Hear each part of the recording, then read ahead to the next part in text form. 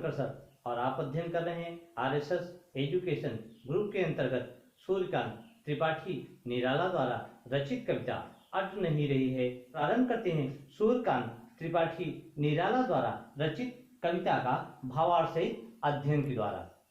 कवि कहते हैं कि अट नहीं रही है आभा फागुन की तनसट नहीं रही है, अट नहीं रही है आभा फागुन की तनसट नहीं रही है। कहीं सांस लेते हो घर घर भर देते हो, उड़ने को नभ में तुम पर कर देते हो।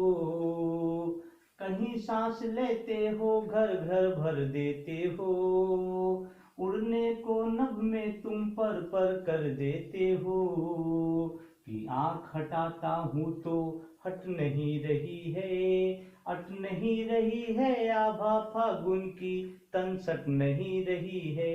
आगे कवि कहते हैं कि पत्तों से लदी डाल कहीं हरी कहीं लाल, कहीं पड़ी है उर्मे मंद गंध पुष्पमाल। पाट पाट शोभा सी पट नहीं रही है, पाट पाट शोभा सी पट नहीं रही है, अट नहीं रही है आभा फागुन की तनसट नहीं रही है। तो इस प्रकार से कवि सूर्यकांत त्रिपाठी निराला जी अपने इन पंक्तियों के माध्यम से व्यक्त करते हैं कि अट नहीं रही। देखिए, आप जब भी इन पंक्तियों को पढ़ना प्रारंभ करें तो आप यह ध्यान रखें कि तीन शब्द यहां पर अट, ठीक है, और शट और पट, तो ये आपको ध्यान रखना है कि अट शट और पट ये शब्द आपके हमेशा आपको ध्यान रहने के लिए ये शब्द मैं बता रहा हूं, इंगित कर रहा हूं, क्योंकि ये शब्द क्या है, इन तीनों शब्दों का एक ही अर्थ निकलेगा। अट माने क्या होता है? अट माने समा पाना यानी समाना। शट माने क्या होता है? शट माने भी समाना। समाना माने वो जगह जहां पे वो भरने का कार्य करती है। और पट माने क्या होता है? पाटना या समाना। तो इस प्रकार से पट, शट और अट इन तीनों अर्थों को आप आसानी से समझ सकते हैं। तो आइए देखते हैं पहली पंक्तियों में कवि कहता है फागुन की उस शोभा का, उस सुंदरता का वर्णन करते हुए कवि सूर्यकांत त्रिपाठी जी कहते हैं कि अट नहीं रही है आभा फागुन की। आभा माने सुंदरता, शोभा अट नहीं रही है, समा नहीं पा रही है उस फागुन महीने की सुंदरता, तन यानी उस पूरे परिवेश में, पर्यावरण के परिवेश में। शट नहीं रही है, समा नहीं पा रही है। तो इस प्रकार से कहते हैं कि वह पूरी तरीके से, देखिए फागुन में इतना अधिक पुष्प खिला होता है, इतना अधिक फूलों की सुगंध होती है, उनकी मादकता महक होती है कि पूरा जगह भर जा रही है और जगह कम पड़ जा रही है उसके लिए। इसलिए कवि कह रहा है अट नहीं रही है यानी समा नहीं पा रही है, शट नहीं रही, समा नहीं पा रही है। और वही अर्थ निकलता है पट नहीं रही है, पट का भी अर्थ वही है, समा नहीं पा रही। तो इतना अधिक पुष्प की सुगंध है, सुंदरता है कि वो पूरे पर्यावरण में समाहित नहीं हो पा रही है। आगे की पंक्तियों में कवि कहता है कि कहीं सांस लेते हो, कहते हैं हे फागुन ऋतु तुम सांस लेते हो तो घर घर भर देते हो। तो घर घर में क्या करते हो? भर देते हो, समाहित कर देते हो। इतना अधिक पुष्पों की गंध सुगंध क्या करते हो? उसे पूरे स्थान स्थान को भर देते हो। उड़ने को नभ में तुम पर कर देते हो और तुम्हारे उस फूलों की सुगंध से, मादकता से जैसे एक नवीन संचार मिलता है। तो उड़ने को नभ में, उड़ने के लिए नभ यानी आकाश में, पर माने जो पंख, पर माने पंख, पर माने फड़फड़ाना। तो पंखों को फैलाकर जैसे पक्षियों के अंदर भी इतना उत्तेजना उत्साह भर देते हो कि वो भी पंखों को फैलाकर आकाश में मस्त होकर, स्वच्छंद होकर उड़ने के लिए आतुर हो जाता है, व्याकुल हो जाता है। आंख हटाता हूं यानी उस दृश्य से, उस परिवेश से, सुंदर स्थान से मैं अपनी दृष्टि, अपनी नजरें हटाना चाहता हूं, हट नहीं रही है। तो मेरी दृष्टि, मेरी नजर उस सुंदर परिवेश से हटना नहीं चाहती है। पत्तों से लदी डाल। तब कवि आगे कहता है कि फागुन महीने में इस प्रकार से वृक्षों में नए नए पत्ते आ गए हैं, पत्तों से लदी डाल। और जो वृक्ष की डालें हैं वे पत्तों से लद चुकी हैं पूरी तरीके से, कहीं कहीं हरी कहीं लाल, और कहीं कहीं पत्ते हरे रंग के दिखाई पड़ते हैं। आप देखते हैं कि जब पत्ते निकलते हैं तो कहीं हरे कहीं लाल रंग के दिखाई पड़ते हैं। कहीं हरी कहीं लाल, तो कहीं हरे और कहीं लाल परिवेश में दिखाई पड़ते हैं। कहीं पड़ी है उर्मी और कहीं उन वृक्षों के हृदय में मंद, मंद माने धीरे धीरे, उर् माने हृदय में पड़ी है यानी दिखाई देती है, मंद माने धीरे धीरे, गंध माने सुगंध, पुष्प माने फूलों की, माल माने जो मालाएं लटक रही हैं। और कहीं कहीं उन वृक्षों के हृदय में ऐसा लगता है जैसे पुष्प खिले हुए हों, तो उनके हृदय पर मंद गंध वाली फूल की कोई माला लटक रही है, कम खुशबू वाली जैसे कोई माला लटक रही हो उनके हृदय में, और अर्थात हृदय में। पाठ पाठ, पाठ पाठ का अर्थ क्या होता है? पाठ पाठ का अर्थ होता है समाना या भर जाना, वैसे शुद्ध है। पाठ पाठ का अर्थ होता है जगह जगह, पाठ माने जगह, पाठ पाठ माने जगह जगह। शोभासी माने सुंदरता को, तो कहते हैं जगह जगह पर उस सुंदरता को, पट माने समान, समाना या भर जाना नहीं पा रही है कि हे फागुन महीने तुम्हारी इतनी अधिक सुंदरता है कि पूरी जगह में वो पट नहीं पा रहे, समाहित नहीं हो पा रहे, समा नहीं पा रहे हैं यह सुंदरता प्रत्येक धरती के कण कण में, जगह जगह पर।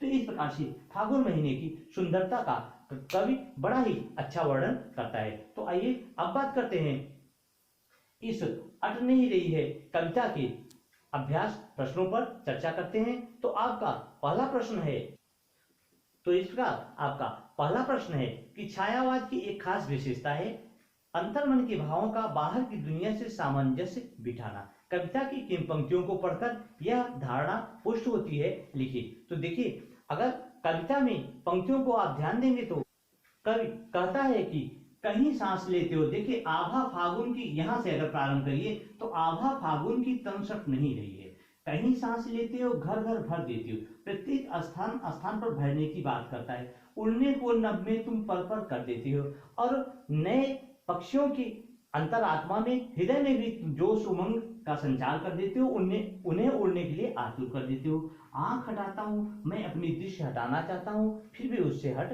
नहीं रही है। तो इस प्रकार से आप देखेंगे कि विभिन्न तरीकों से यहाँ कवि ने उसकी सुंदरता को, फागुन की सुंदरता को प्रकट किया है। तो यहाँ सांस लेना, घर घर भरना, नभ में उड़ना, ये सब मानव मनोभाव को प्रकट कर रहे हैं, व्यक्त कर रहे हैं, इसलिए इन पंक्तियों के द्वारा यह प्रकट हो रहा है। आइए बात करते हैं प्रश्न नंबर 2 की। तो प्रश्न नंबर 2 है कि कवि की आंख फागुन की सुंदरता से क्यों हट नहीं रही है। तो देखिए, क्योंकि फागुन महीने की सुंदरता चारों तरफ विद्यमान है, फूल खिले हुए हैं, और पूरे अगर प्रकृति में कहा जाए, इस धरती पर कहा जाए, संसार में कहा जाए, तो वही एक ऐसा महीना होता है कि धरती का कोना कोना उन पुष्पों की गंध से सुगंधित हो जाता है, और पुष्प सारे धरती पर हर वृक्षों में खिले हुए नजर आने लगते हैं, यानी सबसे अधिक पुष्प उसी महीने में खिले होते हैं। तो इसलिए जो है कवि की सुंदरता, जो फागुन की सुंदरता है, उस सुंदरता को देखकर उसकी आंखें हटना नहीं चाहती हैं, बस उसके मन को मोहित कर लेती हैं, आकर्षित कर लेती हैं। इसलिए शायद कवि अपनी आंखों को उस सुंदरता से हटा नहीं पाता है, और इस मौसम का सुहानापन जो कवि को अच्छा लगता है और उसके अंतरात्मा को भाता है, शायद इसीलिए वे अपनी आंखों को वह हटाना नहीं चाहता है, ऐसा आप इसमें व्यक्त कर सकते हैं।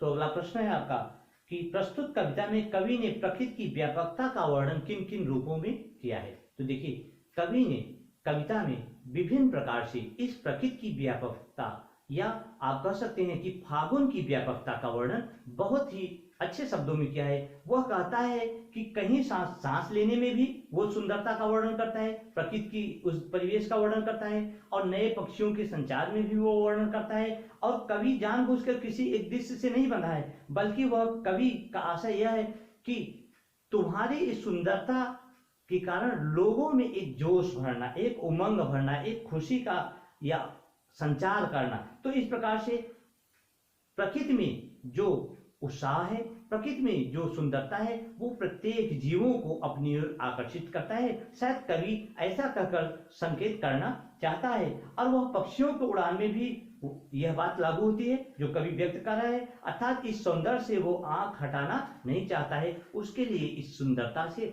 आंख हटा पाना बड़ा मुश्किल है, शायद इसीलिए कवि ऐसा प्रकट कर रहा है। और बात करते हैं अगले प्रश्न की। चौथा अगला प्रश्न है आपका कि फागुन में ऐसा क्या होता है जो बाकी ऋतुओं से भिन्न होता है। तो देखिए, फागुन महीना एक ऐसा महीना है इस प्रकृति का, इस धरती का, जो सबसे अनोखा होता है और जिसमें पुष्पों की बहार होती है, जिसमें बहुत अधिक पुष्प खिले हुए होते हैं।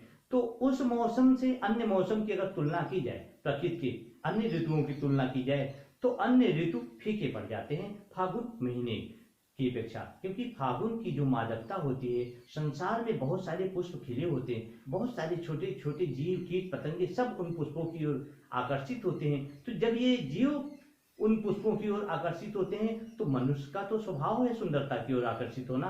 तो इसलिए इस महीने की बात में आप लिख सकते हैं कि आकाश स्वच्छ होता है, आकाश में चारों तरफ स्वच्छता दिखाई पड़ती है, कहीं धूल मिट्टी के कण नहीं होते हैं, और ना तो कोई अन्य प्रकार से वातावरण में ऐसा भी महसूस होता है कि बहुत सारा प्रदूषित वातावरण नहीं, क्योंकि पुष्पों के द्वारा वह वातावरण उसमें सुगंधित रहता है। तो आप देखते हैं आकाश में भी बहुत सारे पक्षियों के समूह विचरण करते हैं, विहार करते हैं, वृक्षों में नए नए पुष्प आने लगते हैं, यहाँ तक कि पुष्पों के साथ साथ नई नई पत्तियां, नई कलियां, विभिन्न प्रकार से उनके सुंदर परिवेश हो जाते हैं। तो ये सब विशेषताएं इस फागुन महीने में है जो अन्य ऋतुओं में नहीं है। और अगले प्रश्न की अगर बात करते हैं तो इन कविताओं के आधार पर निराला के काव्य शिल्प की विशेषताएं आपको लिखना है। तो निराला के काव्य की विशेषताओं में आप लिख सकते हैं कि सूर्यकांत त्रिपाठी निराला जी छायावाद के प्रसिद्ध कवि हैं। तो छायावाद के जब प्रसिद्ध कवि हैं तो वो प्रकृति का सुंदर वर्णन करेंगे, प्रकृति की सुंदर परिवेश का